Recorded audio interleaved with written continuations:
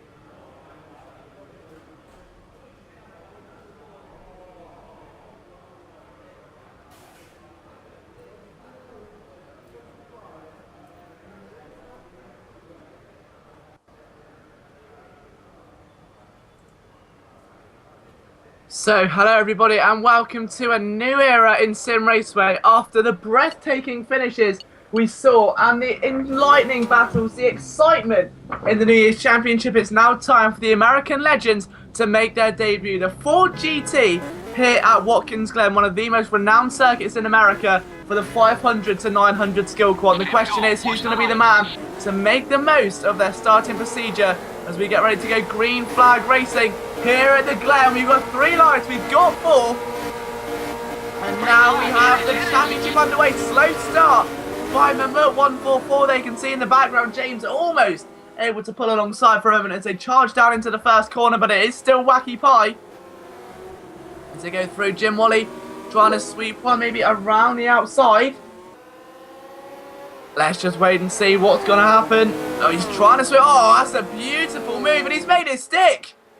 And we're just about 30 seconds into this race, and Jim Wally may have performed the manoeuvre of the championship. That was truly breathtaking on the opening lap of the race. Let's see what Wacky Pie can do. He's going to try and maybe... Oh, he's hit Jim Wally, and I'm sure that has... No, he's rolled it. And disaster for Jim Wally after such a beautiful manoeuvre on turn number 1. His race ends up in shatters. He's now 5th. And Wacky Pie surely will have to be penalised for that one. Yeah, he does get a stop and go. There's no question about that. I think he may have lost control of the car, but that is no excuse. Unfortunately for Jim Wally, that is his race prematurely ended. Boss Hog and Mammoth are still following Wacky Pie. They're only about 1.5 seconds away as they make their way towards the end of lap number 1. So let's just wait and see who's going to be kind of the king of the Glen as they make their way round for the first time today. It's going to be Wacky Pie, but he does have that penalty to serve, of course. So running the full layout of the circuit today, not the cut down one. So you're looking at about a 2-minute lap, 2-minute 2, 2-minute 3 for these GT40s today. So nice apex there. Boss Hog chasing him down in that scarlet red GT40 Mark II. And a car which back in its day truly was an icon and still remains one to this day as they make their way through the penultimate corner now. And look at that, yeah, Wacky Pie's pulling in already, so the penalty, I'm assuming, is going to be served. Wacky Pie moves out of the way, yeah, he's pulling in. So that hands the lead of the race already to Boss Hog. Mammoth will be his nearest competitor at a 1.7 second deficit at the end of lap number 1. James 38 is going to get a podium prematurely, with Jim Wally now P5 regaining P4 essentially after Wacky Pie has to be forced to serve that stop and go penalty after what could arguably be a victory destroying crash at just before that very crucial chicane. And already James 38 is falling victim to Jim Wally's masterful pace,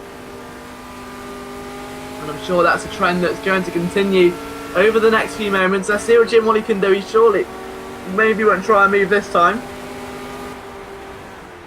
James 38 going to fight for it.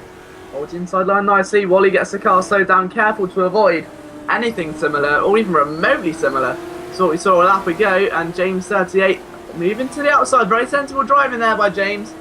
And that is why he's one of the most respected racers in this community, and the oldest as well, of course, but really is a very respectful driver. He's not going to do anything stupid, especially this early on during a 7-lap race. Boss Hog about halfway round his second lap now, the second tour of the Glen.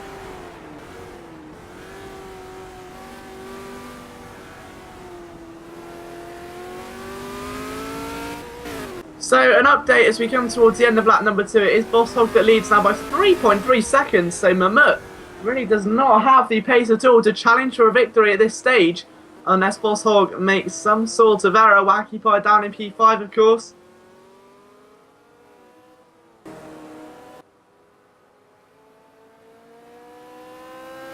But into the final corner comes your race leader for the second time with a bit of a lock-up as well. Luckily the back end didn't step out too much and he's able to cling on to it as a much cleaner Mammoth 144 follows through. And he's not going to be that far away at all, I don't think. 3.5, he did gain a little bit, I think, towards the end of that lap after losing almost double what he had the first time round, about 1.5 seconds he would have lost there.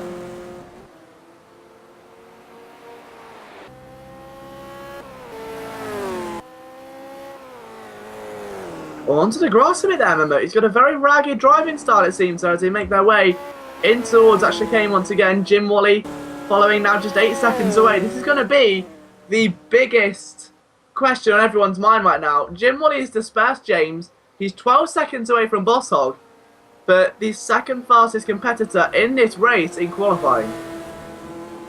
Now, is he going to continue this pace? Is he going to be able to catch and reel in him at 144? Because 8 seconds is definitely not exactly a time to be admired. It's a long way to go.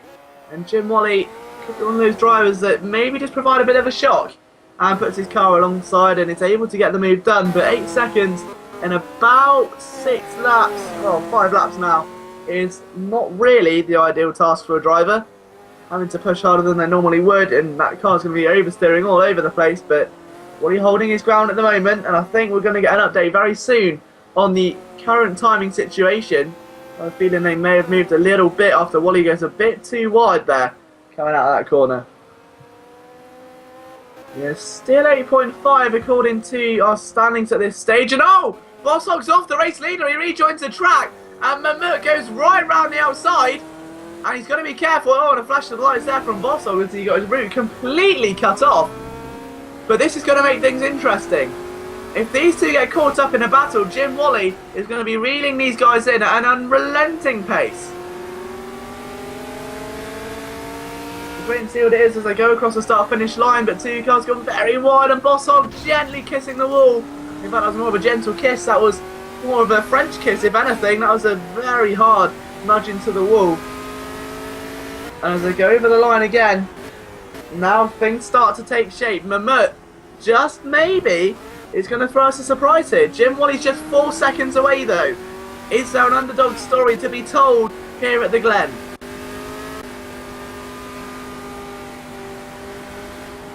And don't forget, these guys are competing for championship points as well. It is all on the line. Let's wait and see exactly who's going to be the king of the Glen. And Jim Wally is getting so close to the back of Boss Hog right now. Careful of the curb. Oh, he gets a bit of a bounce over that one, and that one as well. That's not going to help him. Oh, that one. He's all over the place through that chicane complex. Luckily gets the car straightened up as they head down the chute.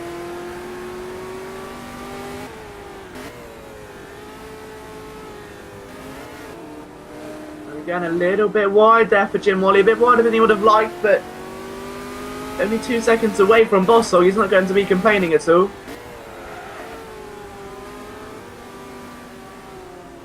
And a bit wide again there for Boss Hog. He is struggling today. He's on the grass again, and that's going to hand Jim Wally the position more than help him fight for it. So Boss Hog, who was your race leader 1 lap ago at this stage, is now down to P3. After, again, another error and going wide, and Jim Wally almost did the same there. And now Mammoet is getting very ragged up front again. You can see a bit of dust being kicked off the back of the GT40.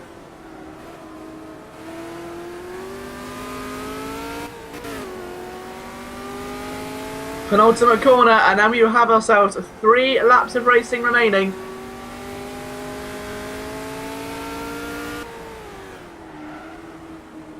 And a bit wide for Jim Wally there, just about scrapes the barrier and keeps that car going.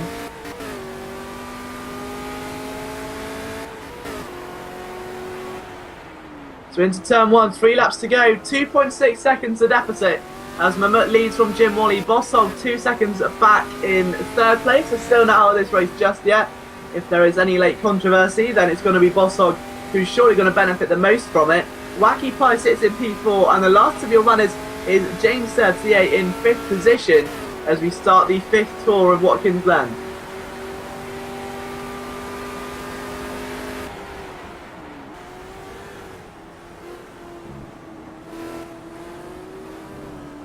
Oh, and Mammoet goes wide, and Wally's going to get around the outside again. Oh, and a beautiful bit of overtaking from what could have been a very easily stopped error from Mammoet, and the underdog story has come alive. Jim Wally, who led this race on lap 1, got punted off, did a complete barrel roll, and now is really become a true underdog story. He was down to the bottom of the field. He's fought and pushed and really shoved his way through this entire queue of cars, and he's got himself back out in the front of the field.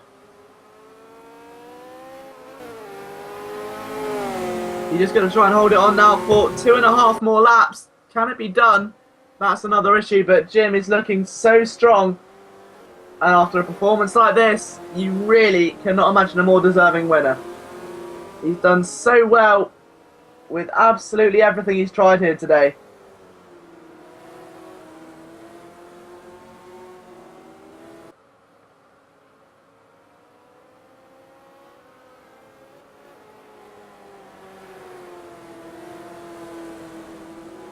So in towards the final corner again, still 1.5 seconds separate your race leader from Mehmet, who's still really got a shout at winning this thing. He's not out of it just yet.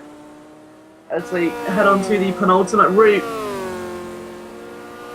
Yeah, still 1.5. There was almost identical times at time as Mehmet finally seems to get some sort of consistent line going here around this track. Has struggled all afternoon with it, but right towards the end when it mattered, he seems to have finally found the line where he's most comfortable with. He's not going to be too aggressive or too flamboyant over the curbing here at Watkins Glen.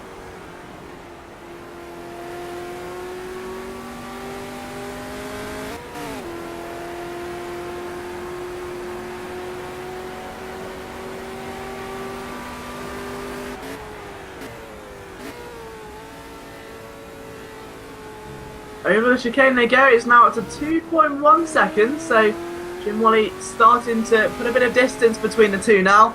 Bosshog 3 seconds further back, so still a bit of work to do there if Bosshog is to be any factor in this late stage of the race. I can't really imagine it myself, but again, this is Simraceway and we've seen stranger things happen.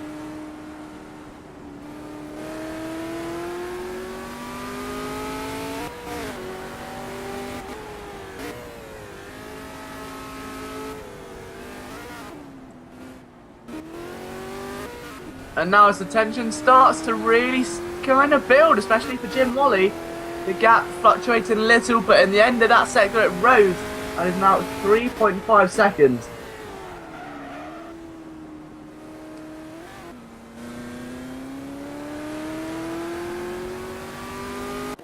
And Mehmet following him though, still with a real shot, and 4 seconds away now is Bosshog. I think that's going to be just about it for the action we see here today now.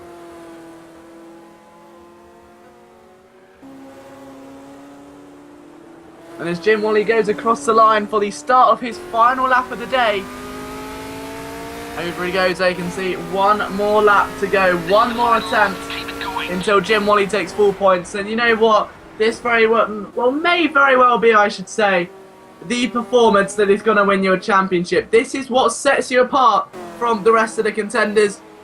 When you're down, you get knocked out, and these races are only short in comparison to the big 24-lap race you have a bit later on. But when you have something as so intricate as this, when these cars are as ragged as this, and the field is as competitive as this, and there is this much on the line, it takes something truly spectacular to not retire. When you get punted out lap 1 with only a few minutes to really pull back and recuperate from it, you are so close to retiring, calling it a day and rage quitting. But Jim Wally did not do that. He did the complete opposite, turned his race around and really pushed and earned himself that victory. And earn is the only word that can be described. He deserves this 110%. There is no other man that's really as deserving as him on that track right now. He's worked so hard for that over the past 5 or 10 minutes. As we approach the 14-minute mark, Jim Wally is going to be crowned the winner of the opening round of the American Legends Championship.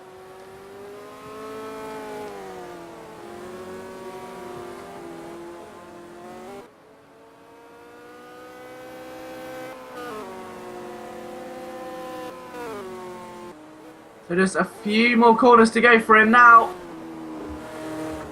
And this is where he starts to really turn this GT40 into a green machine.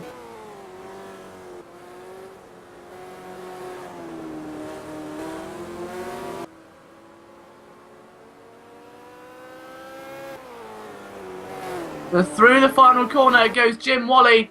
For the 7th and final time today, he crosses the line, the deserved winner of your opening round of the great American Legends Championship. And Jim Wally goes into turn one with a big smile on his face. Thoroughly deserved. And you cannot ask for a better finish than that for him. Mammoet takes a nice second place there. Good capitalization drive over Bossog.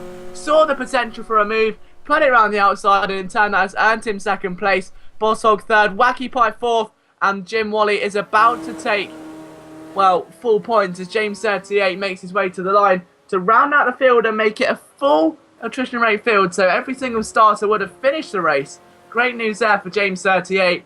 But what a truly spectacular display of driving from Jim Wally. Don't go anywhere. We've got plenty more where this came from, as we have the 500 to 900 skill quant and the A race coming up for you very shortly.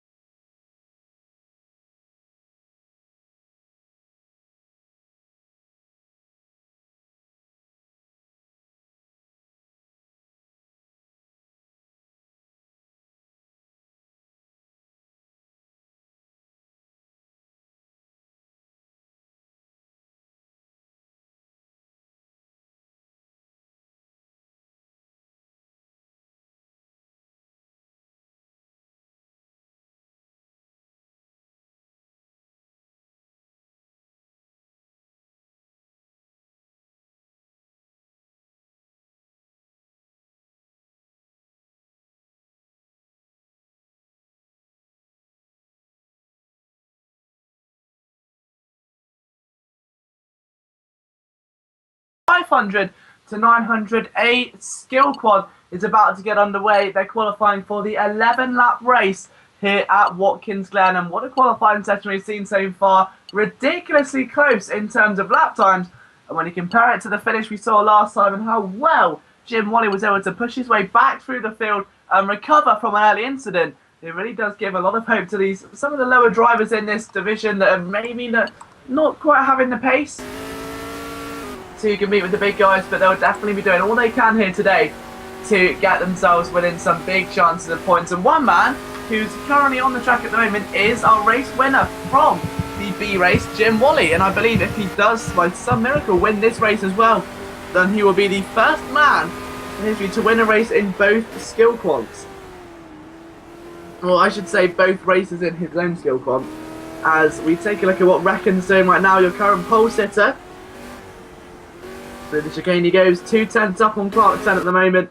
In Garnge in P3, Andy Bob 4th, 5th place KKND, 6th place is Max Shome, 7th WTCN M1, 8th place Brock Landers, 9th is Hellwood, 10th is Weber 88, 11th Master Rocco Suet to set a time, 12th Lone Wolf Gam, and 14th and 15th currently again still yet to set times are Jim Wally and Wacky Pie. We'll see what those guys can do as soon as they get their laps underway, but for the moment it's all been very much a Reckon dominated session, and the day of reckoning, if you pardon the pun, could well be upon us. 2/10 up on Clark 10 at the moment, and Garnge a further 6 away, 7/10 away is Andy Bob. So Reckon really is getting the most of this circuit, but we learned as well that qualifying isn't everything. Yes, it's a nice insight, and yes, it gets you a good start position, but if your racecraft isn't there, then qualifying won't really count for much when it comes down to it.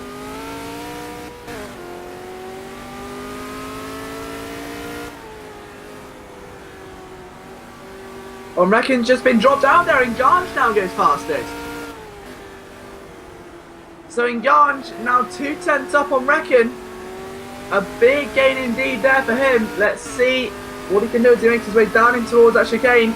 Bit of traffic up ahead, it shouldn't be anything too much to worry about, but even so, traffic is traffic, and not really something you want to see too often. As a racing driver, you want to try and get yourself clear of that as soon as you possibly can.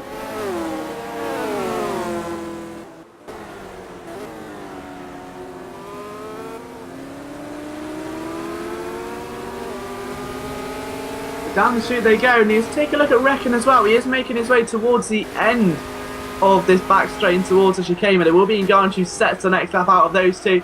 Clark 10 is actually just in front there. Yeah, so both Jim Wally and Wacky Pie have been promoted from the A race. Jim Wally's pace currently 11th at the moment. He's 3 seconds off of our race leader, so he's not doing too badly. It could be a lot worse.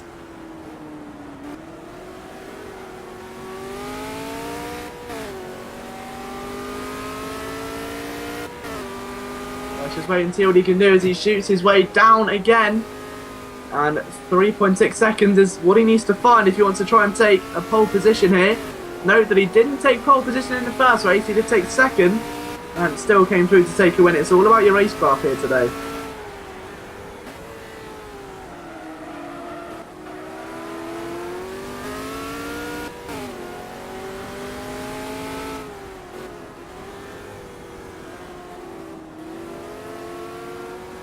So still no change at this stage. The session drawing to a close now. We've got ourselves just under 2 minutes to go. And Reckon's coming towards the end of one of his laps. Let's see how this is.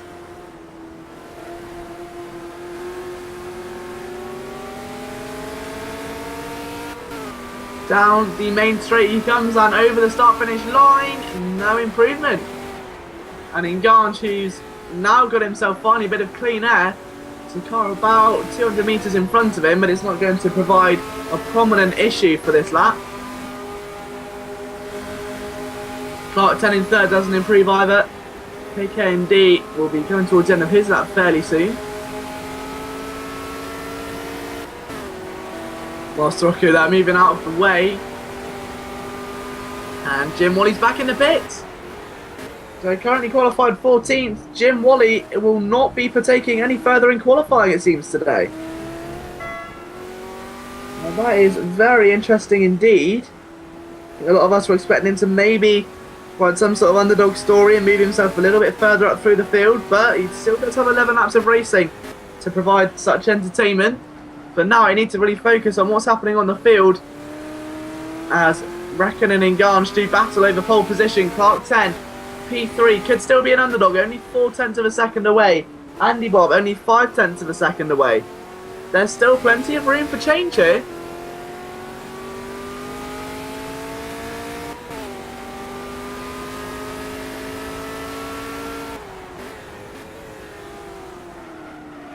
So Clark plummets his way down there through as he tries to get the power on nice and early, but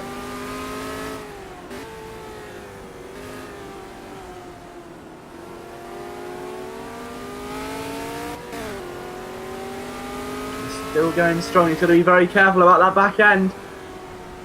Engange didn't it? Oh, he did improve his time. Not by much, by 200ths of a second. Engange improved, and he does get another attempt as well. Let's see what Räikkönen can do. I think this could be session over, however. Yes, it is. Does he improve? No, he doesn't. He stays the same. Clark 10 can't improve either. It's all going to come down to Andy, Bob and co. A lot of these drivers now making their way back to the pit lane after their session. Max Shome, Master Rocco, Hellwood, all back in the pits. Lone Wolfgang still going out at the moment, still going strong.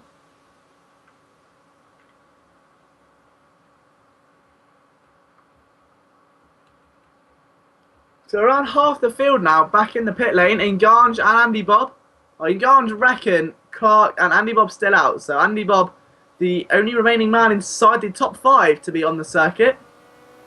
WTTN crosses the line and does not improve his current time from P6. So that is the highest he will start the race from. Lone Wolfgang still going as well as he makes his way in towards the last section of this circuit. But it's all going to come down to what these guys are doing. Andy Bob is not that far away either.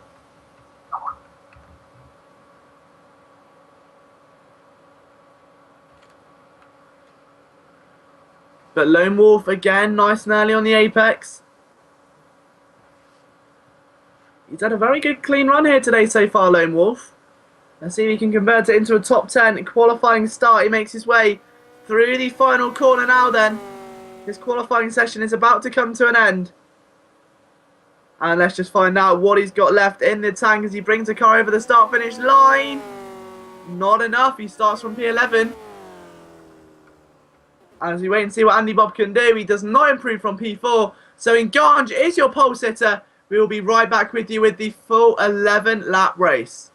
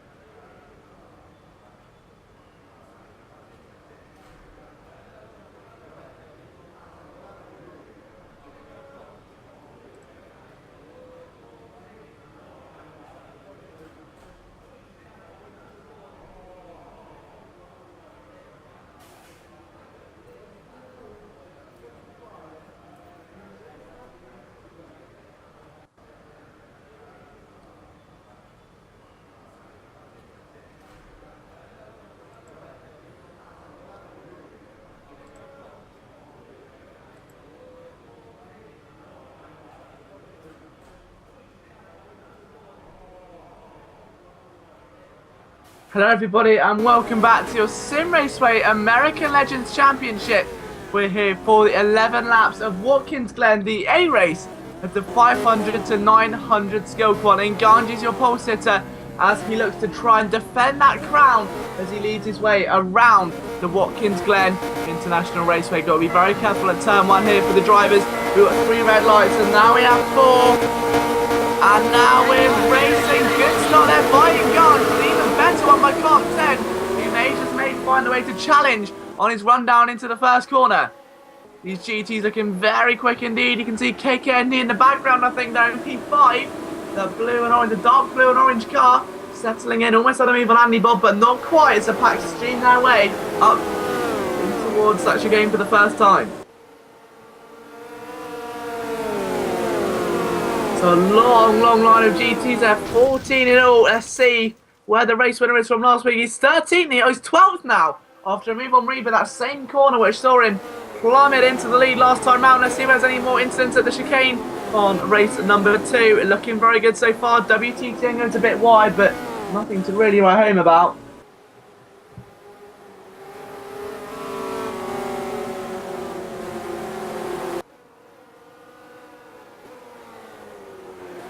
The Brooklanders P5 plummets down the chute, goes a bit wide, but again, nothing really to worry about. Reckon's done well to overtake in Ganji and snatch that pole position, so Reckon is really providing the day of reckoning here. They make their way towards the end of lap number 1.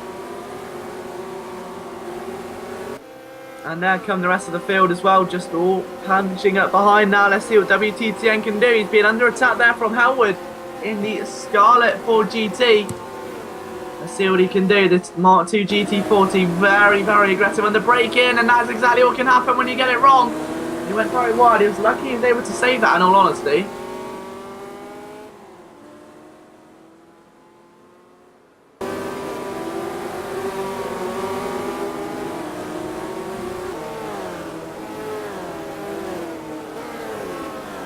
And KKND going to swing in towards that final corner again, trying to overtake Brooklanders.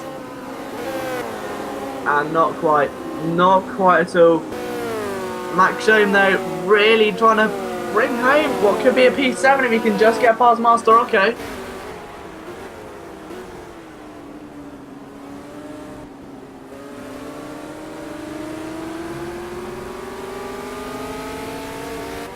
There's still nothing yet, so Reckon leads after 1.5 laps or so.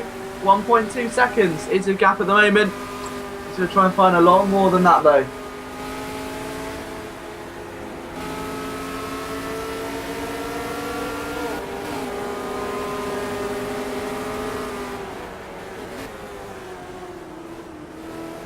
But Clark P3 still trying to hold on. The top 4 are pulled away. And then there's this Master Rocco train in P5, Max Shome, KKND, WTTM1, Hellwood. And then there's the Reba, Jim Wally up to 11th. So he is pushing his way through the field. Not quite as quickly as he was last time around, but nonetheless still looking very strong indeed. And WTTN to the inside. Oh, and he is KKND, and he's off. He can't control it. And there may have been a bit of damage, but he's got to wait for all of those cars to pass and then swing the car back round. So disaster strikes there for KKND. Lone Wolf, I believe, is out of the race. So unfortunate circumstances for him as they make their way towards the end of lap number 2 of 11. Reckon still leading by just over 0.3 of a second at the moment from Engange.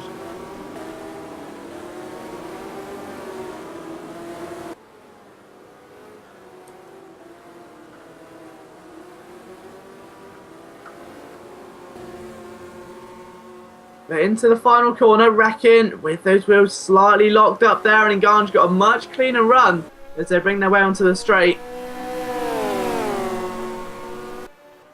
4/10 back. And now Reckon again goes a bit wide, and look how close now. Engange is getting the pole sitter, is all over the underdog here.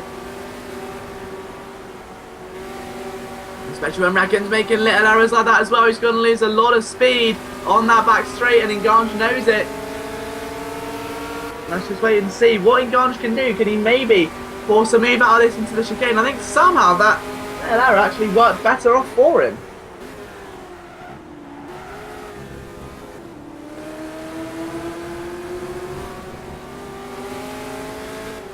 but still looking strong at the moment for Ngan. He's getting closer and closer, applying the pressure to the back of Reckon, but still no change in position yet, no attempted move just yet. Although Reckon goes very wide there, and he's onto the grass, and that's going to hand the lead over to Nganj. And Reckon rejoins the circuit, and there goes Andy Bob. Is he going to punish him as well? Needs to double back it quickly. Reckon safe in the middle of the circuit. Very, very nice defensive driving there from Reckon to make sure he does not lose any more position off of what was a very silly error. And now he's got a lot of work to do if he wants to try and fight back for this win. He's making another error there. Andy Bob is all over him now, and Clark 10 starting to appear in the background as well.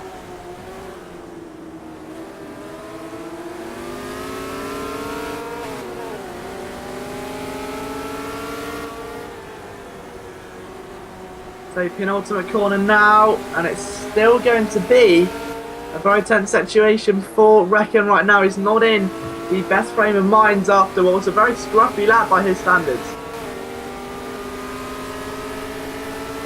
Man in P2 now having just 0.6 of a second between himself and Andy Bob. About 1.8 between himself and the race leader, however.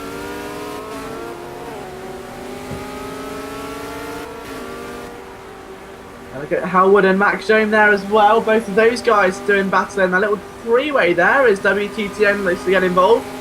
Jim Wally up to P9 tonight. Only he's broken into the top 10. But the winner of the B race is now looking to maybe try and join that WTTN battle. And if he can do that, there's a healthy trio of 3 cars there. He may, just may, have a look at some big points.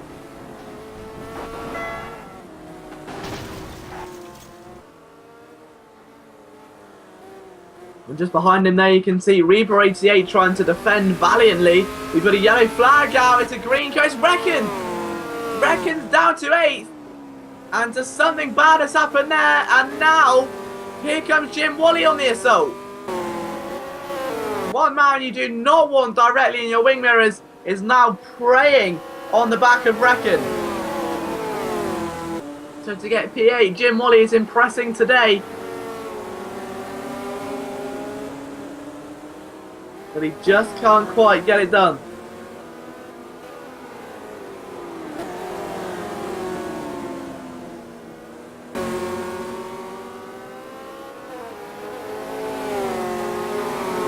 We're back to the fight for the lead almost now, and Nganja's got himself 2.9 seconds away compared to Andy Bob. Clark 10 sits in P3, Master Rocco 4th. With Max Jones now 13 seconds adrift. Back in P5, so he's definitely going to find something sooner rather than later, but Reckon has not really had the ideal race. He's had a very unfortunate error there, and he's got to try and push his way back through before it's too little too late. He's down to 8th now. He's holding up Jim Wally, and could be the key to Jim, in all honesty, in pushing their way in towards this next battle.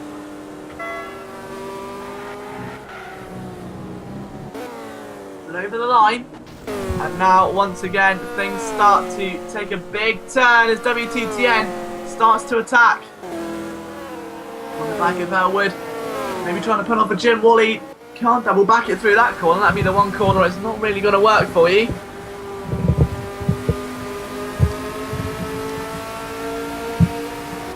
So he's going to try and give it all down this back straight, isn't he? He's in that draft now. Really looking strong. He doesn't quite have that authoritative presence just yet.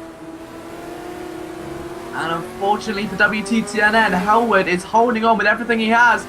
But Reckon has made an error on the chicane, it seems.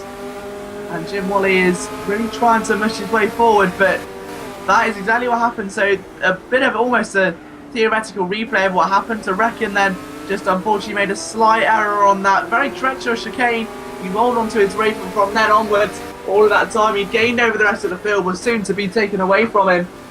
And there's not really much you can do in that scenario.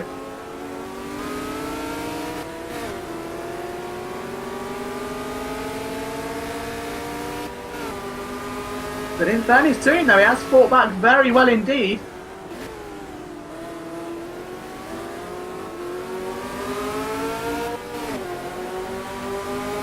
But Reba's P10, Wacky Pie P11, KKND 12th, Brock 13th, 14th, and out of the race, and I'm still lone retirement today, is Lone Wolf Gam as Engange passes the pit lane and the start-finish line to start lap number 6 out of 11, so approaching the halfway mark then.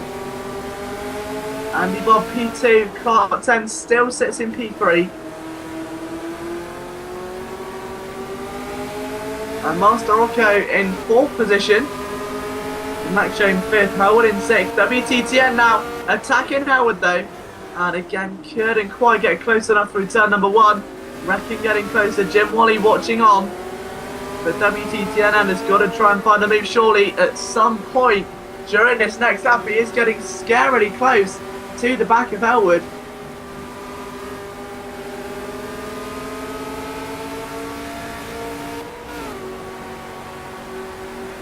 But he's not quite there yet. He's doing everything in his power, about a tenth of a second away.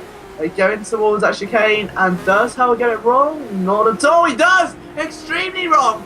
Remember the commentator's curse on it, and he's all the way down to P8. Jim Wally flying his way through.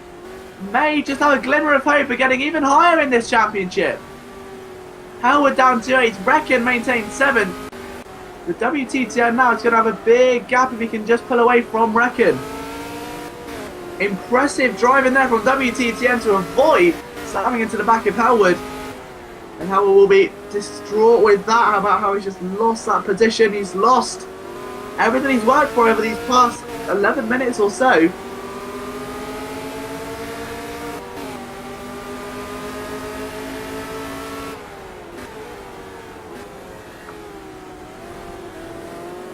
And now I reckon that it's a bit wide once again, doing the best he can, but it's not quite enough just yet.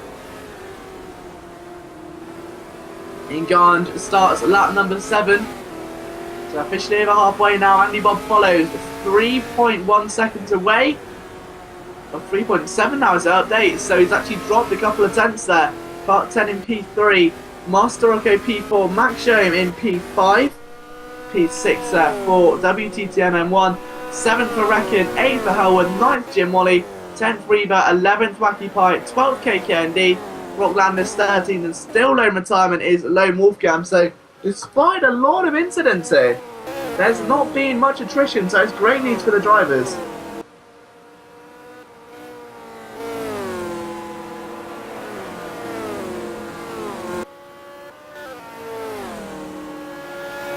But Rocklanders did get that corner terribly wrong there through turn number 1, so it wasn't the nicest thing to watch. You just went a bit too wide, back wheel locked up. Jim Wally still trying to chase Howard now in P8. No further incidents with him just yet as Reckon takes a more hop, skip and jump approach over the chicane. WTTNN now just following Max Shome, doing anything he can to try and put a move on it. There's been no real aggression from WTTNN yet. He's doing all in his power, but it's just not quite enough.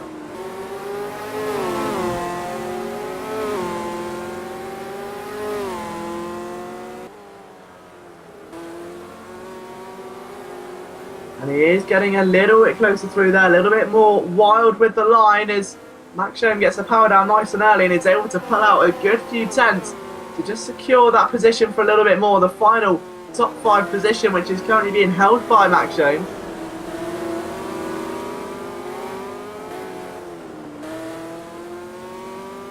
As Engange makes his way to start lap number 8 out of 11.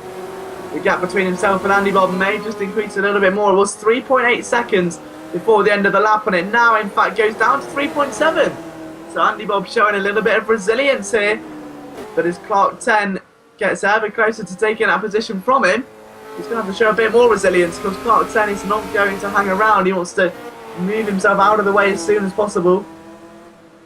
He's onto the grass a little bit there, and that's really going to cost him.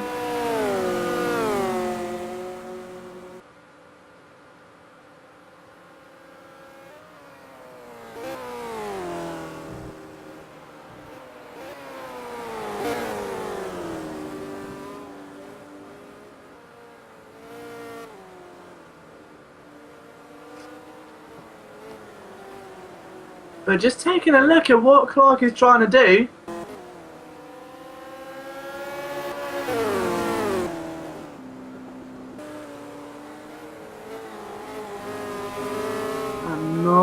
quite there. Master Rocco P4, P5 for Reckon, Max Shome, and WTTN are still fighting. Howard and Jim Wally been separated now, 4.4 seconds. So it's all eyes on this WTTN scrap we're taking a look at the moment.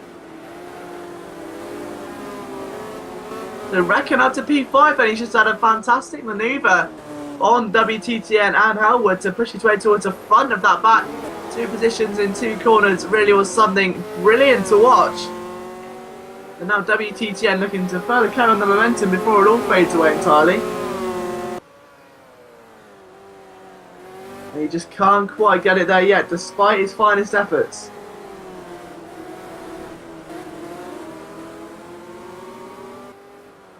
Let's see what WTTN has in the bank, because Max Shame's doing a sterling job at defending his position at the moment. And you've got a feeling it's only going to carry on. He's not really going to surrender it lightly as he looks to the inside of the penultimate corner, but not quite through there, despite putting his car in the right place at the right time. Didn't quite muster up the speed. Final corner dive, no, but a definite scare and a sign to Max Shome that there is a definitely looming chance that WTTN is going to shake things up here in the final stint of this race as they begin their 9th lap of the race. Down to the inside. Oh, he's gone for it, turn 1. And now when it's the back of Max Shome, but WTTN flies through. And he's getting a lot of time already. Howard is getting a bit closer as well. But is it going to be close enough though? That is going to be the question on many people's lips. Wacky Pie rounds out the top 10 at the moment. KKND in a battle there with Reaver 88. He's trying to go around the outside, needs to get in the slipstream and maybe go for a move on the inside of the chicane. He does just that. Let's see how this one pans out. Very late break in there by KKND. And he's going to hop and skip. And all trying to get back up the inside was Reaver. But KKND did a lot of authoritative defending there, unfortunately, for Reaver 88, who now make him under pressure for Brock Landers round the outside. And almost, but not quite.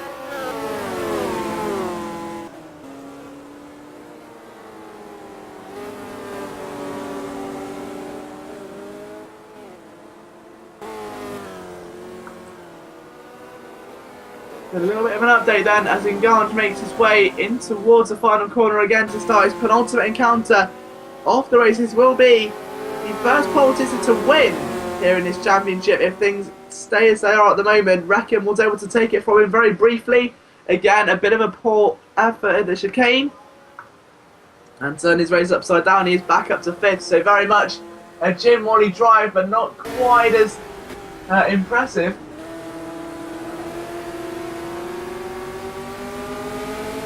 But I'll tell you what, those 2 overtaking manoeuvres he did just a few moments ago to get past Max Shome and WTTN may just be a little bit more impressive.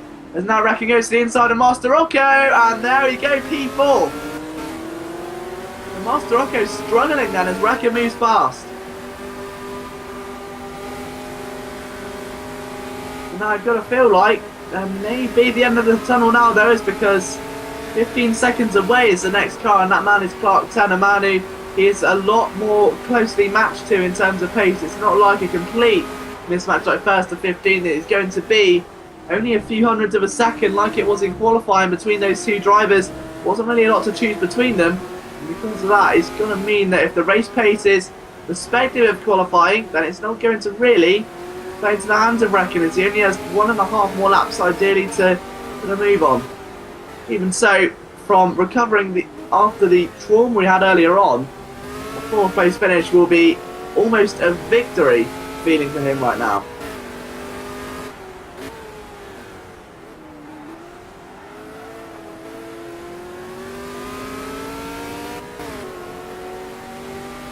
But Clark 10 3rd, 2nd is Andy Bob as he bounces again. Nganj through the final corner.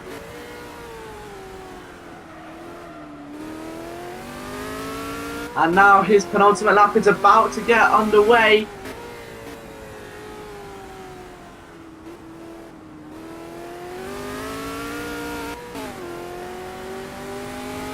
Into turn number 1. Nice entry there for Nganj. And you're, oh, Wacky Pie almost lost it.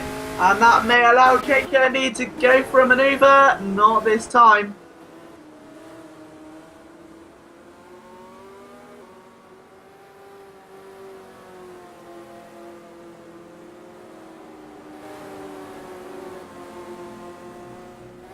Oh, and who said that's Master Rocco? Master Rocco must have a problem or something. He just let 2 cars through. He's down to 11th. So KKND almost having to avoid contact, really. That's a very bizarre incident. See, one more lap to go, and that is extremely odd indeed. Is Wacky Pie again going a bit wide there? And so it was actually Master Rocco giving the position back to Wacky Pie, from what we can gather. But as part and parcel of that, when you've got KKND breathing down your neck, you let one through, you kind of have to let the other one through as well. So a very tense final lap for Master Rocco then. If he wants to regain those positions, he's just had to surrender.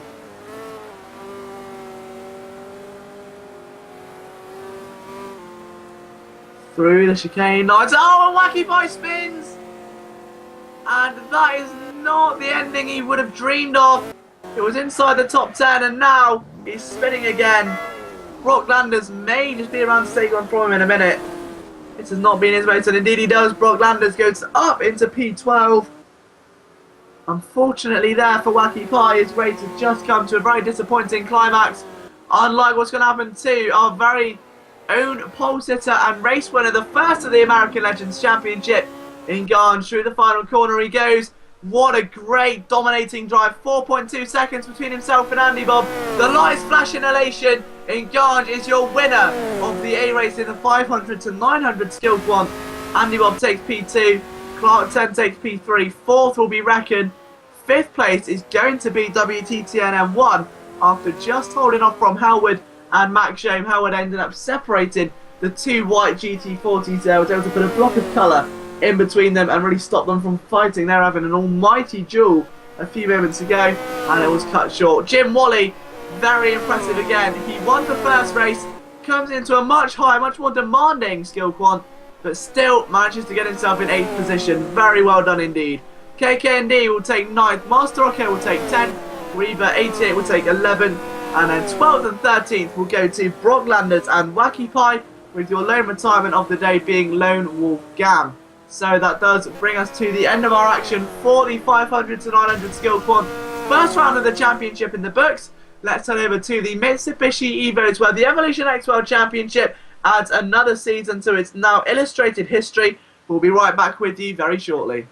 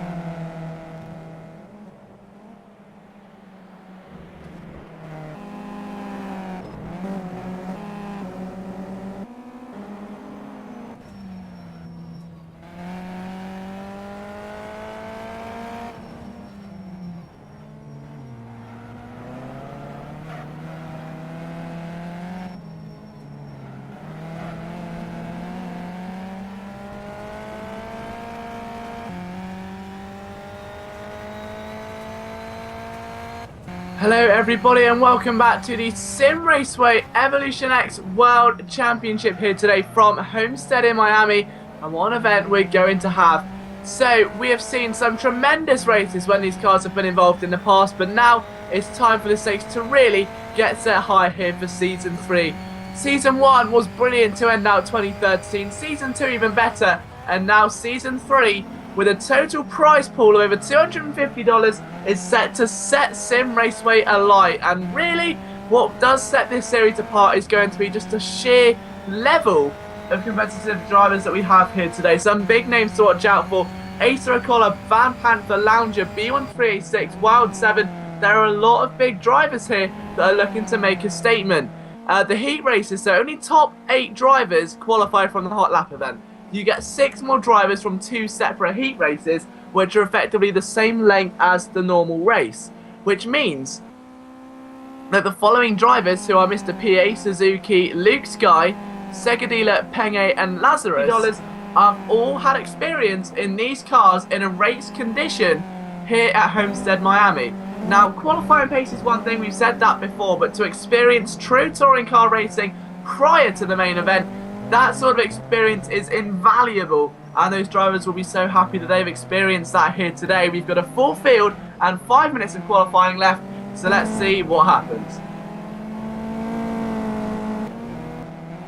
So I think the best thing to do right now will be to take you through the current standings to let you know which drivers are where. So Acer Acola currently leads the charge at the moment with a 138.759, B1386 a 138.781, Cortesia 138.15. We've got Bika01, who I believe is his first race here in a race-off or a championship environment. Van Panther P5, Segadila 6th, Grauffindel 7th, then Lazarus PA, Lounger, Luke Sky, Wild 7, Suzuki, and Penge, who rounds out your field for the moment. As we take a look onto the track as to what these drivers are currently doing, this track usually an oval, one that rounds out the NASCAR season, and is now being used in the road option here. So another oval road circuit, one which can be compared to with Daytona, and one which maybe is a bit narrower, which makes overtaking very difficult. It's got a very odd way of sweeping you back in and out onto the oval several different times throughout the lap, and Acer Acola proving that right there as it cuts inwards and then back out onto where your turn four would be onto the home stretch.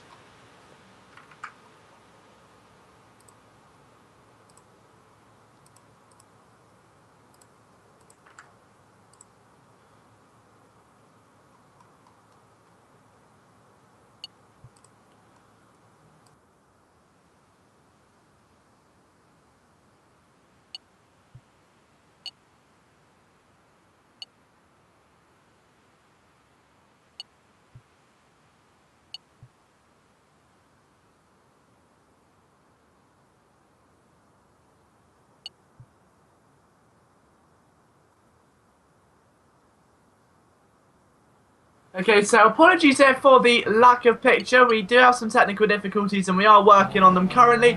Oh, and the underdog has come through. Biker01, the man who is making his debut here in this championship, has just taken pole position from Acer Acola. He is now a 10th in front. A big moment there for that young man as he brings his car back into the garage. Leaves himself out now for another set of hot laps.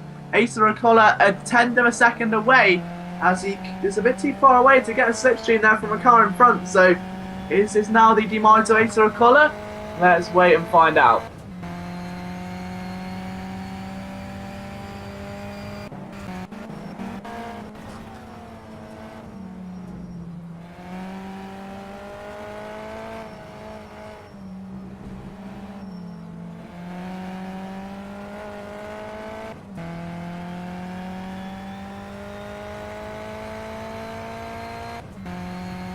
So over the line goes Acer, no avail, he is struggling there.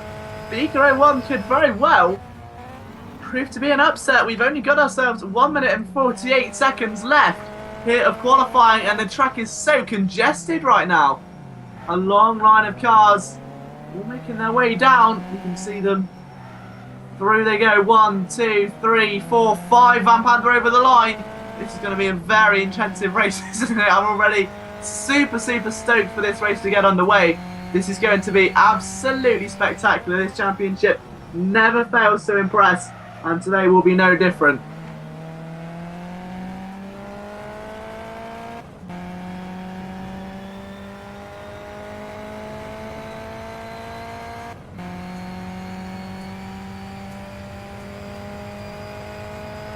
And over there, pulls over. Van Banden is able to just about manage his way through some traffic.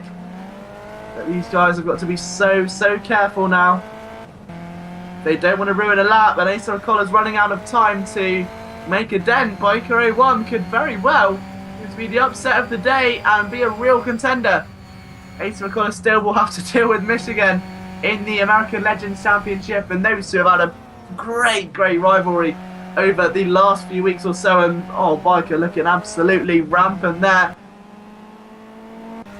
Almost unmatched. You can see exactly why he's on pole position. He's got the cleanest part of the track all to himself. There's no one stopping him. Asa O'Connor still has a little bit of traffic as he crosses the line now. He does get another attempt, but he doesn't meet the time. Biker is just making his way towards the end of his lap. 20 will bring himself out. He's done a nice job this afternoon so far of keeping his car in clean air, and you can see why I went back to the pit lane. He saw that track getting congested. There's a very strategical idea, and now he's getting himself a wide open space to work with, and look at the time he's going to produce. Watch out for Cortese as well. He's only a tenth of a second away to go through that very beautiful right hand, and the dips you down and picks you straight back up again. It really is a fantastic little corner, and I love the corners like that. Just little dips that make you feel weightless for just a second, and Biker stops. Biker pulls in, so that's the end of his session, leaving it all down to the 14 remaining drivers who are going to try and take that pole position away. Let's see what Asa O'Connor can do. He's mining the apex. He's got to be careful through there.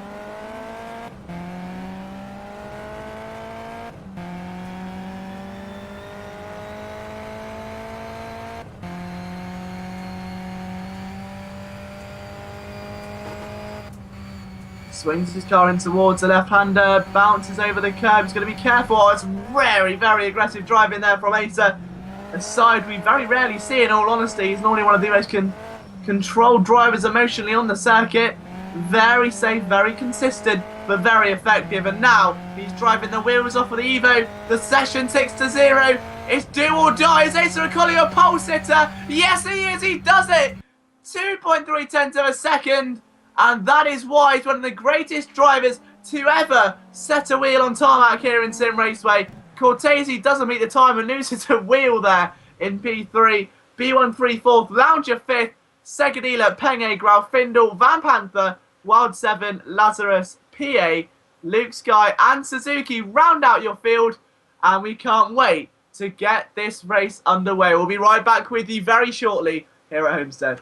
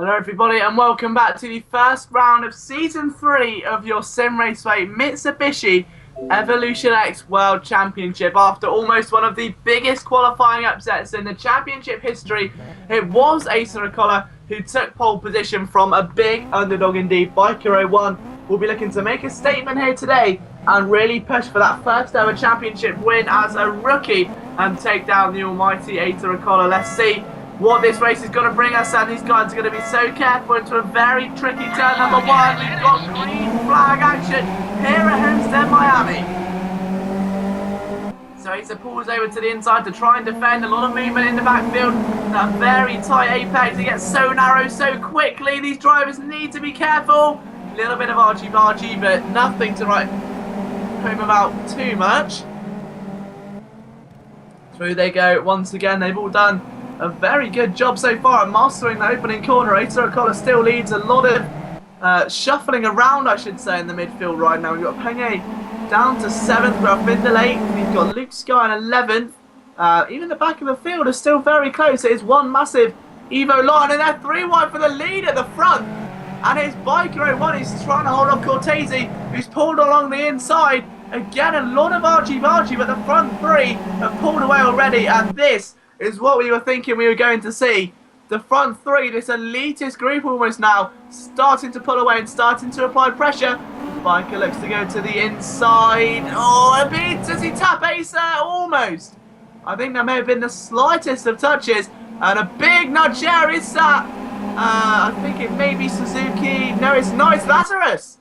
Lazarus 16 is around, and that has put a big dent in his progress. He's down to 14th position now, but a very long race, 18 laps, is approximately about 30 minutes, between 30 and 35. So these drivers have got a lot to play for today, but it is Asa Ricola who still leads the charge here after a lap almost. So he's defended very bravely on the opening lap, and he's going to need to do a lot more where that came from, because Biker, Cortese, even Penge now is starting to breathe onto him now. And they go through that very tight apex of turn number 1 again, and it is really, they look blindingly fast. So only must be going about 70 odd miles an hour, but even so, it is scarily fast to watch these guys go through. Very tight apex, very difficult corner to master, a very difficult track as well, and this is why it shines so brightly here in the calendar and why it makes such a great season opener. As Cortese tries to go to the inside, a late braking manoeuvre there. He's going to run out road, bit of a tap, fighting to stay on the tarmac, and Biker 01 may have to surrender it. They're still side by side. He's still trying to cut the position off. And was that dirty? I don't think so. I don't think there was room for 2 of them. And Cortese was a bit over-speculum with that, but even so, there's no major damage to any of the cars, no major ground lost, and he's trying to viper a way through, and all Biker can do is just pray that he can get a slipstream going from Asa Ricola, because right now there's no way he's going to be able to defend like this from Cortese, who is now all over that rear bumper. These PDC Mitsubishi Evos, you can drive them yourself at the Performance Driving Centre. To find out more, be sure to go onto the website, or on Facebook, go to the Simraceway page or the Simraceway Performance Driving Centre, where you and a few friends can book a drive-in day for you. Oh, it's Biker 01 almost loses the chicane there, but luckily able to keep the car on the circuit. Lap number 2 is in the books. Lap number 2 for our dominant Asa Ricola. Well, no, not really so dominant right now. He's only got a couple of seconds between himself and Penge in P4, so the top 4 still looking very close together at this early stage in the race. On to the 3rd lap now, as Biker again needs to really use Asa Ricola as a bit of an escape rope to pull away from a very feisty Cortese 49.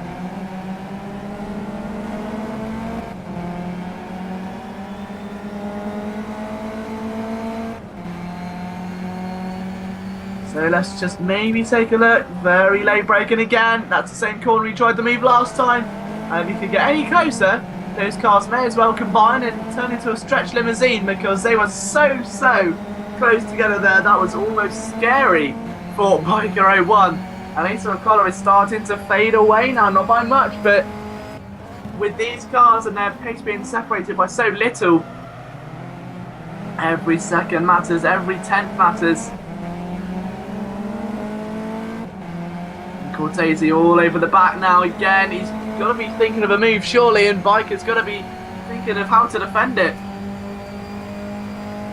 To the inside, but still no avail. Was there a nudge there? I think there must have been. Through turn number 12, I should say. I think they went towards the end of that final chicane and onto the circuit. Back onto the old oval, and there's that long line of Evos behind. They're all pressing as well. We forgot about that. All the attention's been focused on the leaders.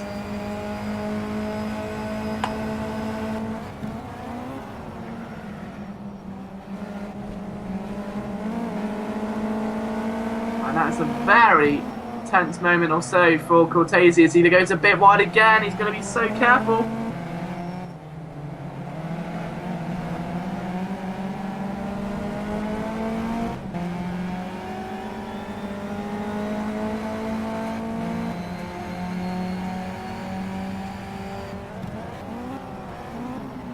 And let's just maybe try and focus for what these guys have to do here to accomplish something big. It's going to take an incredible amount of good driving, because right now I can't see anyone catching Ace or a collar other than the men in second and third who are pretty much engaging in warfare back there. Cortese looks to the inside again, and again that's going to get shut down by Biker 01. He's not letting anybody through there. Defended extremely well here today though, so far, but still a long way to go.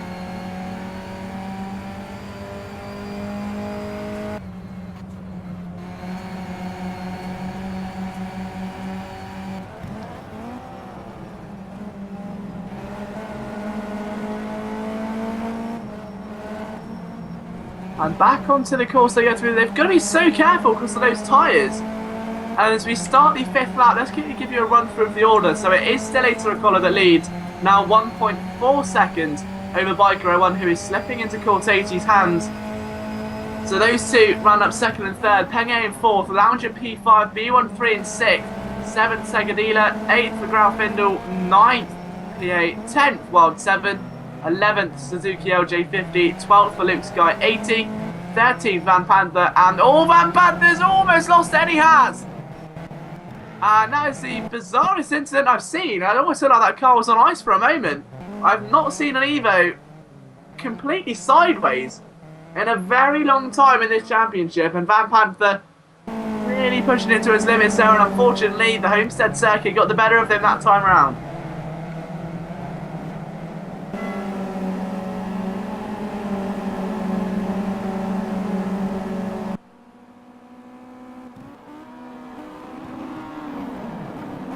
And again, Cortese on the assault. He finally gets a move through, but he goes too deep. And now he's going to be careful because Penge is so close. And look who he's bringing with him. And I can't say one driver. I'm going to say P5 to P9. All lined up, waiting to jump at the chance of a manoeuvre. This could be absolutely vital for G Cortese right now, because Biker's got a bit of leeway. He can now try and push Ace or a collar. He knows he's quicker when it comes to qualifying pace. Can he match it on race pace? That's another issue. But now Cortese is slipping, and he needs to be very careful about these next few moments.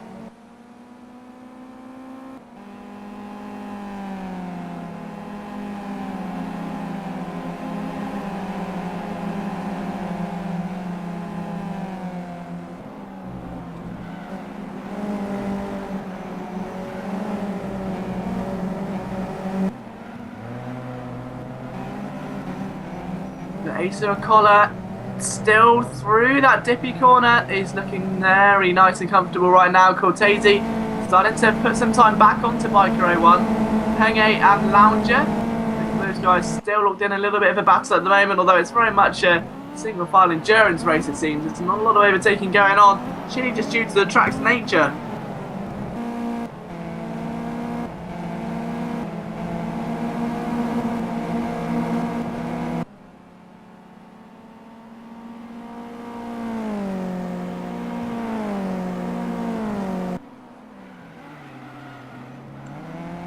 So there with a little bit of wheel spin as he kicks his car back out onto the back stretch. Biker, Cortese, and then look at that long line of cars. That is absolutely insane. B13 right in the heart of it there, in 6th position at the moment. Still got a little bit of work to do, it seems.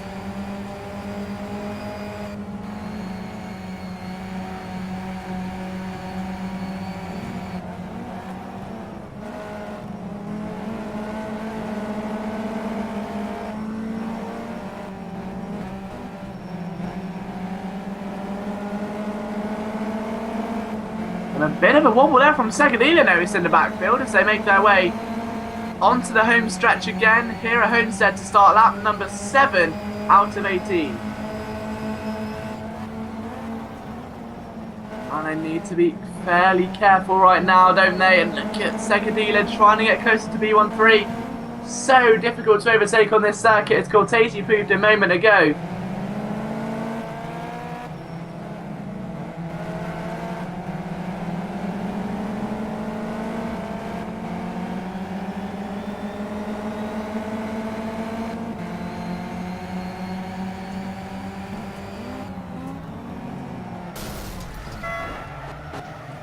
Oh no, Segadili's in the wall! Just as I mentioned, Segadili needs to push through the field. His car is in the wall, it's in the garage! He's out of the race! What a turn of events to that field! That big field in the middle, that massive train we were seeing has been spread right out right now.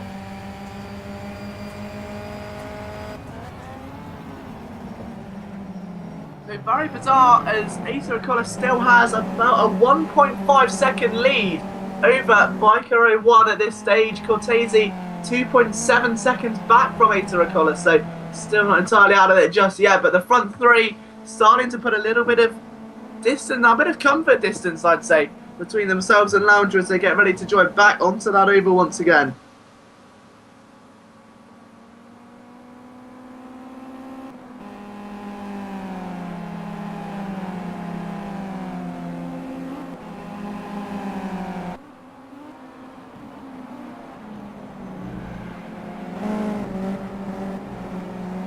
So the question is, on everyone's lips, is Asa O'Connor going to win what must be, I think, his 5th race in a row in this championship overall? He's won Season 3, or Season 2 I should say. He's won all 4 races in that. This will be his 5th championship win in a row, and to start the year with a victory as well will be truly a remarkable feat. And this man just keeps breaking records, doesn't he? We're to the halfway stage right now, and you just cannot contain him. He really is a born record breaker, and Wild 7's retired as well, so been an incident a bit further down the field. Have to find out what's that occurred that and caused it a bit later on, but for now, we to try and focus again on what's going to go on a bit later on, as right now it's a little bit of hesitation back there as Lounger almost went for a move on Penge and then decided against it right at the last second.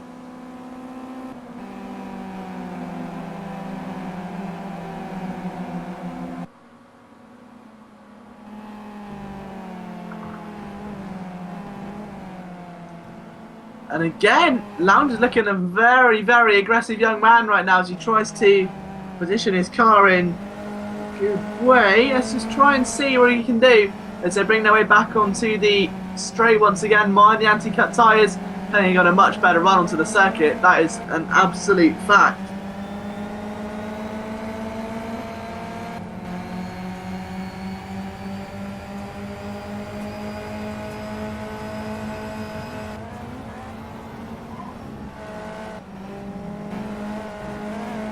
And still Penge doing a good job at defending now at the moment. PA, B13, Luke Sky, Van Panther still 10, so Van Panther's not looking too bad. But the talk has mainly been around Biker 01, who's really put a bit of pressure on Asa O'Connor over these past few laps. 1.4 now the gap's come down to. Lounger, Grafindle, Mr. PA and B13 all still pushing on with Luke Sky there in 9th. And Van Panther in 10th. Suzuki not doing too badly at all in 11th after recovering from an incident earlier on. And 3 retirements of Lazarus, Segadila and Wild 7 to count to this current time.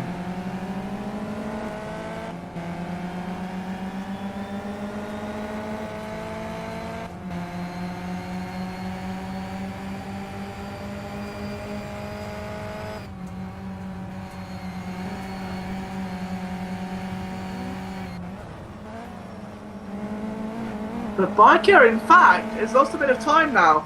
And over the past couple of laps, just taking a look at the statistics here, Asa Acola, 1.8 seconds in front at the moment. We'll see what it is when they cross the line. But Biker's only 7/10 in front of Cortese. Did a 1:38.9 that time round and a 1:38.5 for the man chasing G Cortese 49. And that is on par, in fact quicker than our race leader. So Cortese, the quickest man out of all three of them at the moment. G Cortese is on an absolute rampage here around Homestead as we have 9 laps remaining.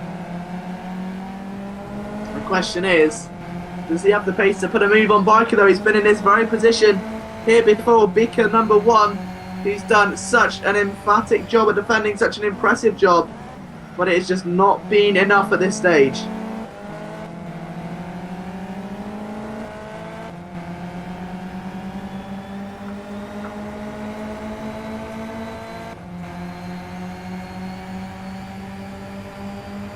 Let's wait and see then. The gap came down to 0.4 of a second there.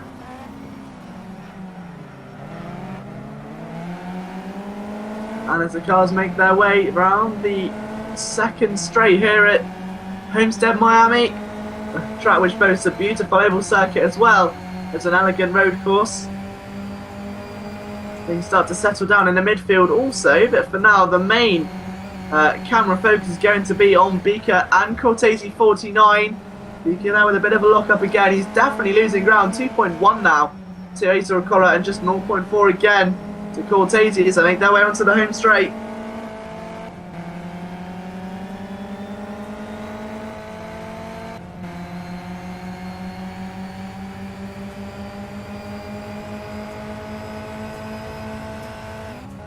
So let's take a look at a 1:38.8 from Biker, a 1:38.7 from Cortese, and a 1:38.6 from your race leader. So Asa Acola seemingly way back under control once again. The man who can control the pace at just simply any given moment of the race in hand here. We've said it all season long, all year long, that he's the ultimate driver when it comes to controlling the pace of the rest of the field. If he wants to step it up, he can simply put in some thunderous sector times. But if he wants to just ease off and take it as it comes, he can do that as well.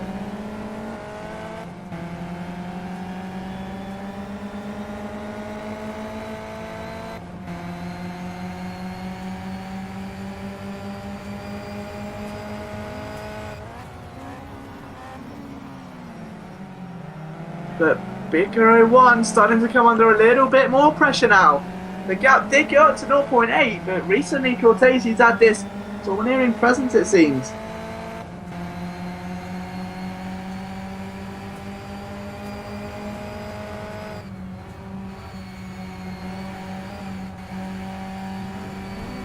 Only time will tell. We can maybe go for the little bit more of an advantageous manoeuvre, but for now Biker's done a very solid job, I'd say, at keeping his car where it needs to be, at positioning defensively nicely.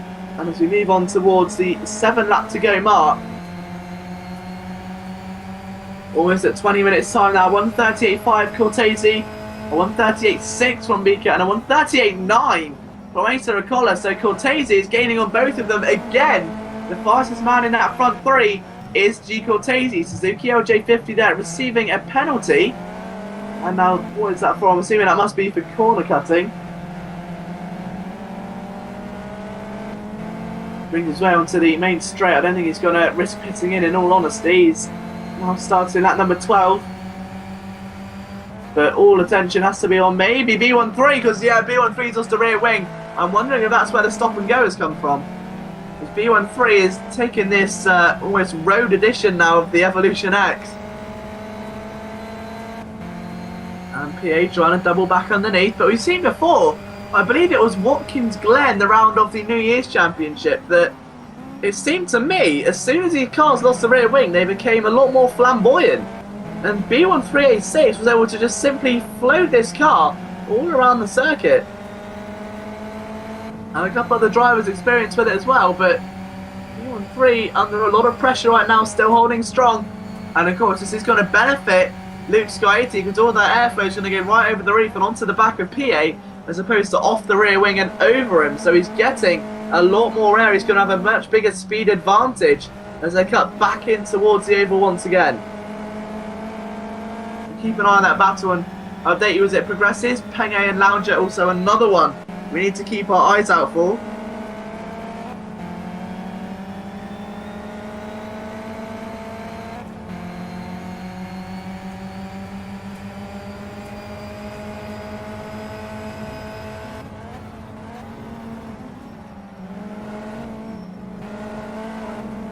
And just maybe, I think, there's a tiny chance that Hikaru 1 can maybe even catch Ace O'Connor. He was quicker last time round, but Ace is so much quicker on the infield part of this circuit, and Lounger goes off there in P4, and is Penge going to be able to capitalise or no? Again, that's going to have to be a completely different matter entirely.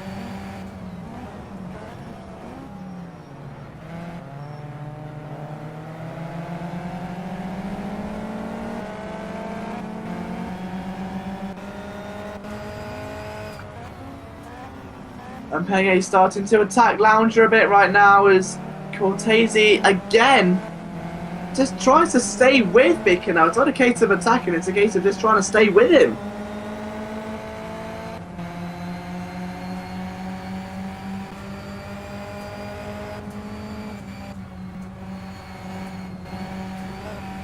And a bit of a lump and bump there as Cortese gets very, very leery as they make their way back on towards the main straight to start at number 14 of 18, so 5 to go. Ace O'Connor still leads by a slim 2-second margin. He's by no means signed and sealed this. Still has a lot of work to do, but he's definitely getting closer.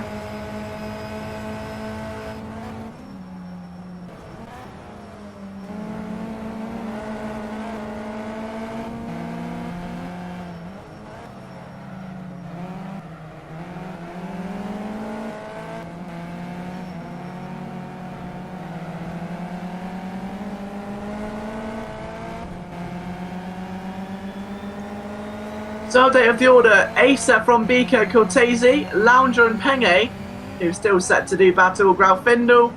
Then we've got PA, and then B13 Luke Sky, Van Panther, Suzuki LJ50, and out of the race Wild 7, Segadila and Lazarus. As the drivers get ready to start lap number 15 in a very short amount of time.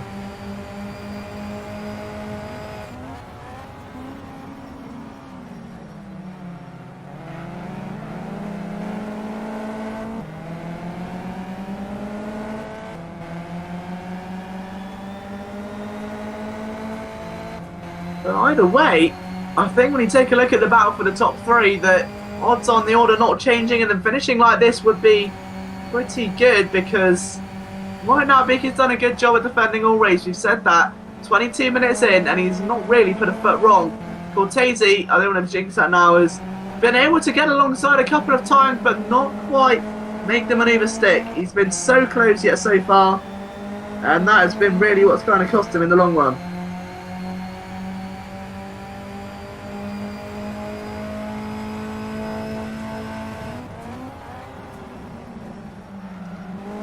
But Cortese saying that, I knew I jinxed it. It's got a lot closer last time round. That gap was 3/10 as they crossed the line, a 1:38.512 from the man chasing. And that's also once again faster than our race leader, so definitely get in there.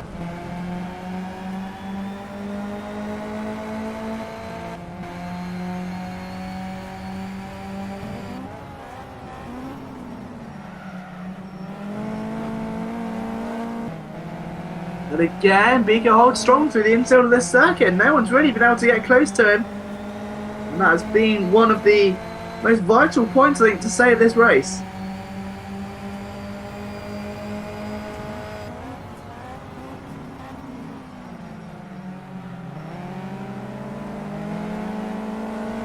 As they make, once again, what could be another attempt at a move here. Cortese has got to get a slipstream going. We'll keep an update on the B13 battle as well. I think that's come to an end. Pierre was able to put the move on fairly swiftly. We've got Van Panther and Luke Sky, who may be also set to do course very soon.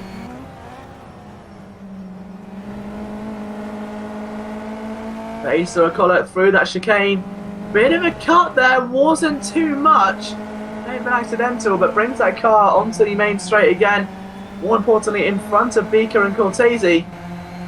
3 laps of racing remaining for these drivers today. And the first round of the Evolution X12 Championship has been a thriller again. But can anyone stop the dominance of Asa Okoro, his 5th win on the bounce since the start of Season 2?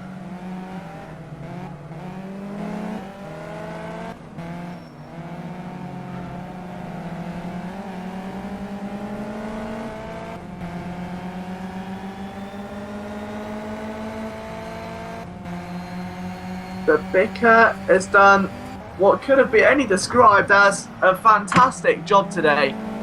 Almost outqualified Asa, stuck with him all race, and it just goes to show how close this championship is going to be when you've got 3 drivers on the podium who are separated by no more than 2.5 seconds with 2.5 laps to go. Still anything can happen, but right now it is going to be Cortese's race to win and Beaker's race to lose in that fight for second place. Hello, Graffindo as well. This is for P5 on Penge. Trying to get around the outside and cut underneath. It may have worked, but Penge was able to get a nice square exit, so unfortunately for Graffindo, he's going to have to think a little bit further outside the box than that. How far outside the box is yet to be conceived there as he almost tries to the inside again, but to no avail. He's doing everything he can right now though as they start the penultimate lap. He goes to the inside of the chicane, not quite, and now things start to heat up. Now the tension starts to mount. Penge under a lot of pressure right now in the closing stages of this one. See what Graffindo can do. Not quite through there. Oh, that's a very smart manoeuvre. And Graffindo sails into P5 if he can hold on. But he can't. A great counter move there by Penge to hold it back. Oh, and he's just about held it on. Smart driving from Penge. But what a way to make an opportunity by Graffindo.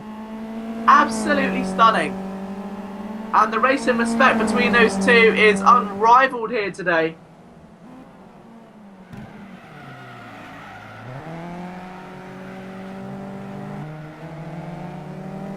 Bit of a nudge, just keep an eye on as well what Cortese's doing, again a bit too far away at the moment.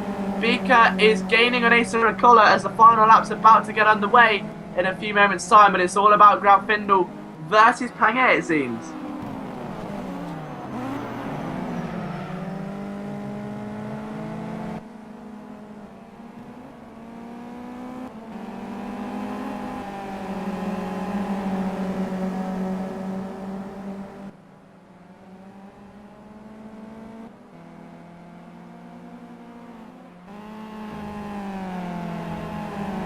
So, the final lap about to get underway. Penge with a bit of a wobbly entrance, and Graffindo may have punished him for that one. But they couldn't quite get it done in the end. Final lap, 1 more to go. Asa leads from Beaker, from Cortese, from Lounger, from Penge, from Graffindo. And Graffindo almost, just almost, had a shot of Penge, and he's now got one more chance to try and find it again.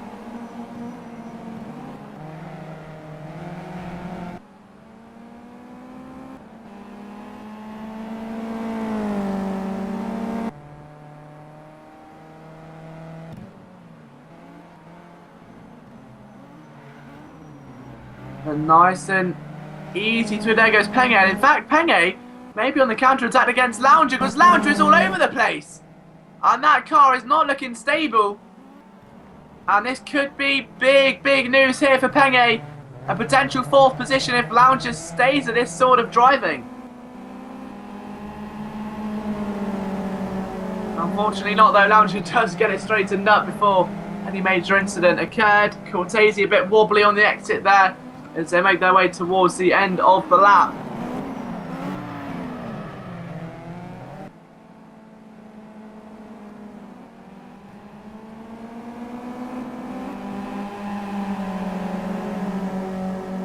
But right now we've all got to focus on one man and one man only.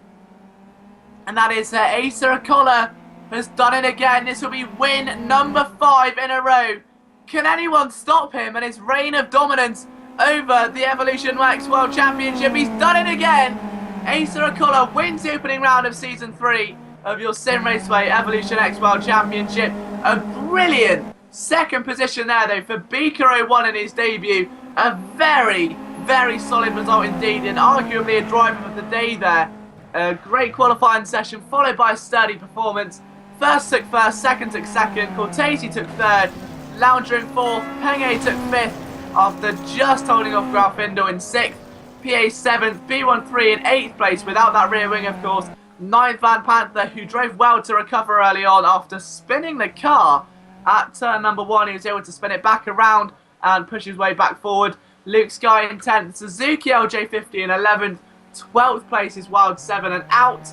3rd place Sega Dealer, and then of course out as well was Lazarus 16. But B13 was obviously not happy with the incident, but he's unfortunately going to deal with it. The race result is final until race administration gets hold of the replay. But what a result it was indeed for Asa Akulla. 5 wins on the bounce and only won it by 0.5 of a second as well. Beaker01 is a firm contender for this championship. The question is, can he stop the reign of terror before it's too late? We'll find out next week for the Evolution X World Championship. But for now, let's head back to the Glen for the 900 to 1100 skill quant of your American Legends Championship.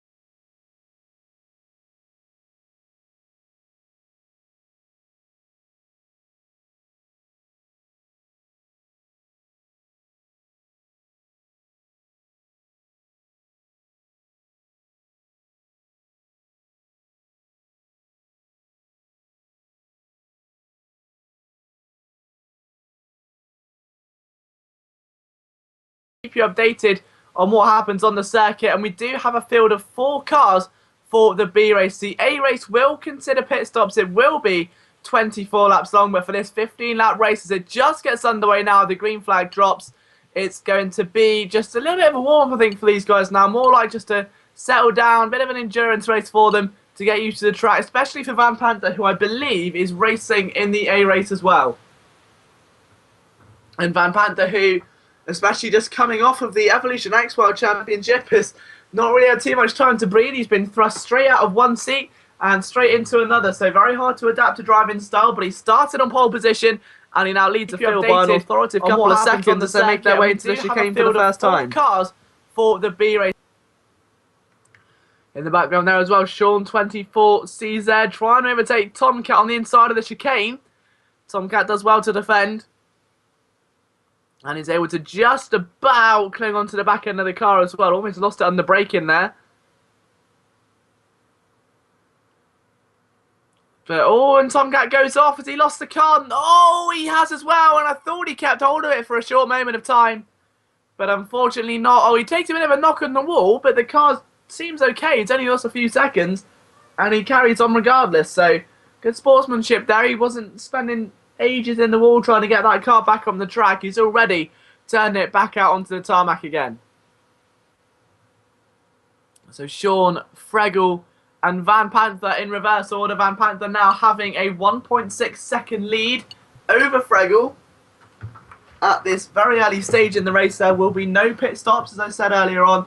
Only the B race, the A race I should say, will have pit stops. So the big 24-lap race a bit later, which should be around 45 minutes race distance, will have pit stops as well. So to kick off the American Legends Championship here at Watkins Glen, so you won't want to miss that one. Don't forget, guys, if you want to get involved, please tweet us at Simraceway or at my personal Twitter, Liam J Sim Racing. And be sure to get involved on the Facebook pages and let us know what you think of tonight's stream, what we can do better, what you enjoy about the broadcasts and Simraceway itself. We can't wait to get you guys involved and have a little chat with you guys and see what you all think about the races tonight. As we come towards the end of lap number 2 almost now, Van Panther's just making his way in towards the chicane with a big 2-second lead over Fregel. So his race has definitely taken a step up for the better. He said in the chat before that he would be using this as effectively a warm-up session. So maybe just trying to make sure he's all ready for the race later on. And the thing is, a big 24-lap race, you want to make sure everything goes perfect.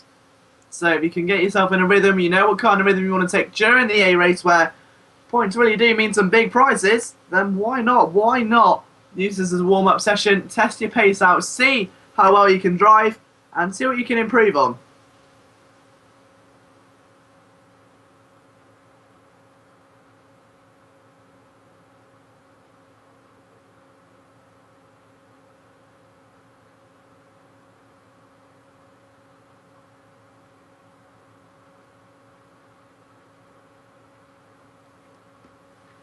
So Van Panther's not doing too badly at all at the moment. His pace is unrelenting now, 3.7 seconds over Fregel. Sean trying to stay with him. He's about a second away at this stage. Again, we'll keep you updated in case anything major does change, but about a 1 second deficit at the moment.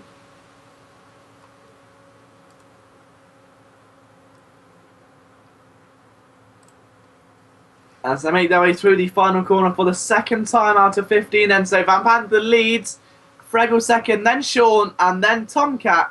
And that is your entire field for the moment. Tomcat a bit further behind than the others after clobbering the wall in turn number 6 a bit earlier on in lap number 1. But he starts lap number 3, 5.9 seconds away from Sean 24. So he's not too far adrift. There's still a chance for him. It's a long afternoon. He's definitely still with some time to turn his fortunes around. We'll just have to wait and see if he's got the pace to do so. He's already 11 seconds now behind Van Panther and 5.9 behind Sean 24.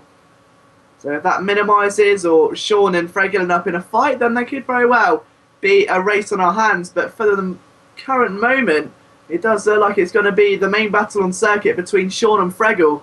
Those guys are going to need to be really giving their all over the next 13 or 14 laps or so, depending on how close they stay together for. We're not exactly sure what the strategy's like for Fregel right now. He's seemingly slipping into the clutches of Sean 24 as they swoop their way back up the Watkins Glen circuit about turn number 6 or 7.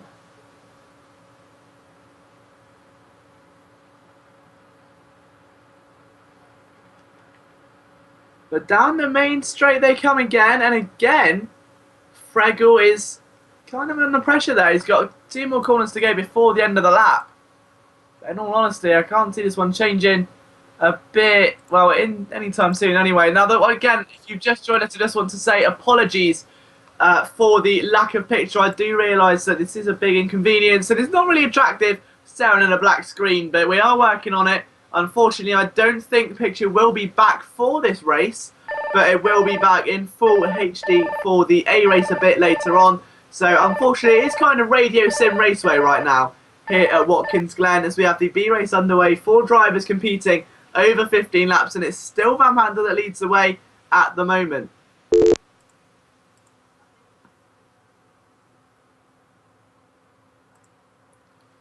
But Sean is gaining on Fregel, in all honesty. 0.5 seconds apart now. They're on lap 4 of 15, and Sean is really starting to apply some pressure as they approach their way towards that chicane once again. Fregel immediately darts into the inside line there and slowly drifts his way back out into the middle. He's easily going to be able to defend any oncoming manoeuvres there.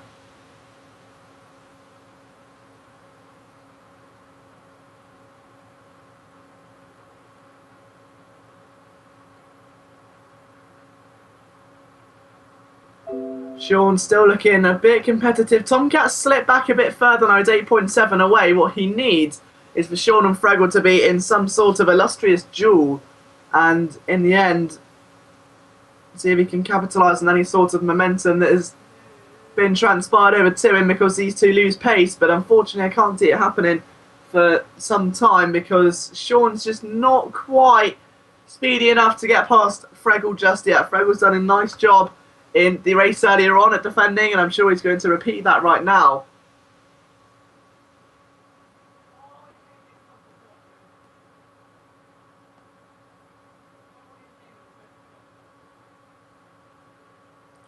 Although Sean's taken a much more aggressive line as they enter the penultimate corner to start lap number 5 out of the 15 here today. So we'll almost be a third of the way through the action, and still the order remains unchanged. But Sean definitely going to be having a look at Fregel within the coming few laps, that's for sure, as they cross the start-finish line. A quick lap update: a 1:54.1 for Van Panther, a 1:55.7 for Fregel, a 55.5 for Sean. And then when you take a look at what Tomcat does, it's a 1:57.3, so that's why he's not gaining at all. But Sean is now all over the back of Fregel. Now, if yeah, these guys can take their time.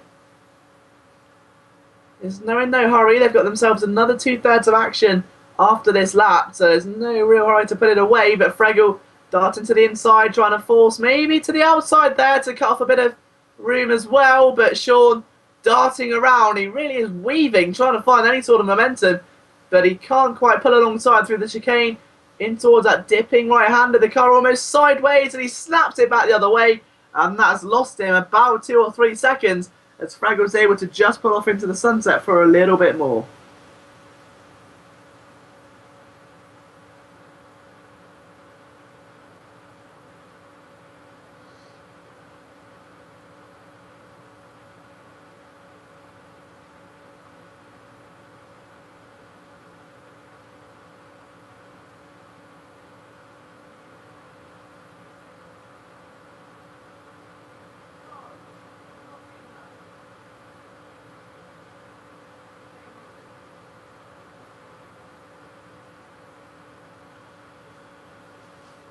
And Sean again, still almost getting alongside there, but again a bit too far away. Tomcat now 9.9 seconds away. Van Panther 9.8 in front of the man in second. So that just gives you an idea of how quick Van Panther is. Really treating this as almost a hot lap contest right now.